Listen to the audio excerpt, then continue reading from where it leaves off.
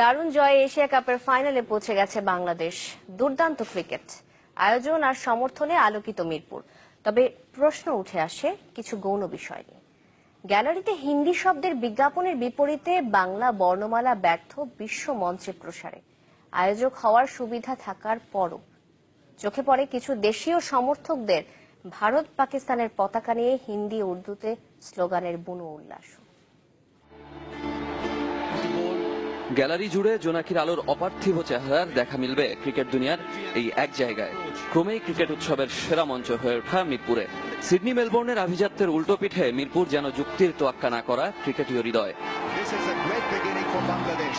রোজকার নানা দুঃসংবাদ বিভেদকে সরিয়ে রেখে ব্যাট বলকে উপলক্ষ করে একটা গোটা দেশ একাকার হয়ে যায়। আবারও এশিয়া কাপ, আবারও রঙের উৎসবে মেতেছে মিরপুরের হোম অফ ক্রিকেট। গ্যালারির গর্জন শক্তি জুগিয়েছে বাংলাদেশকে ফাইনাল নিশ্চিত করার মিশনে।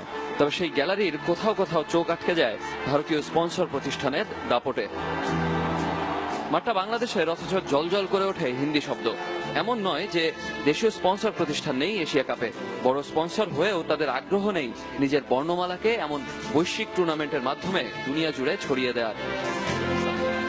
ভারত পাকিস্তান ঐতিহ্যের লড়াইয়ে ঢাকার গ্যালারির উন্মাতাল ঢেউ ক্রিকেটের দুর্নিবালে সমর্থন দোলে দুদেশের পতাকায়। তবে তখন চোখে লাগে গ্যালারির ভিনদেশি শব্দের স্লোগানে আর পতাকার আন্দোলনে মিশে যান প্রকৃত অর্থে নিজেকে যখন হারিয়ে ফেলেন কিছু বঙ্গ সন্তান। ক্রিকেটের সৌর্য বাড়ছে, গৌরবের কথা। তবে সাধারণ থেকে আয়োজক তারা কি দেখছেন একটু একটু করে আঘাত পাচ্ছে সূক্ষ্ম অনুভূতিগুলো, নাকি সেই বোধের জায়গাটা হালকা হয়ে আসছে আমাদের? ইকরাম, চ্যানেল 24, ঢাকা।